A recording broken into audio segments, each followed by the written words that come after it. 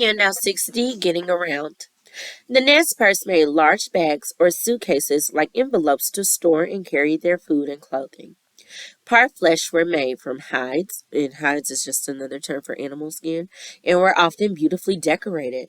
They were easy to store inside the teepees and could be hung from the teepee poles. They could also be stacked on a travoy for moving.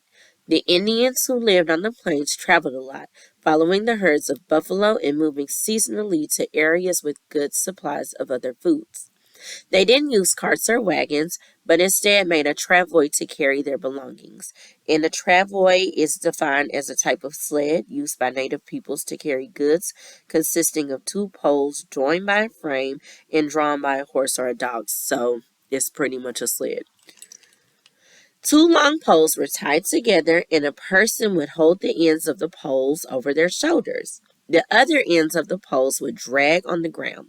Teepees, clothing, and other items were packed and tied onto the poles. Parfleches full of food and tools were tied on top. And a parfleche is pretty much just like a suitcase, a pouch. For many years, Indians used dogs to pull travois poles that were fastened to a harness made of strips of rawhide. After the Spanish ships brought horses to the New World, that just answered my big question today. The Indians used horses to pull the travois piled with their belongings. Children could ride on top of the load. Some tribes made small pole carriages on top of the travois for young children to ride in, so they wouldn't fall off and get hurt during travel. People living near rivers or lakes built small boats from whatever was available. They used reeds, sewn skins, hollowed out tree trunks, or tree bark. Most canoes were steered with wooden paddles.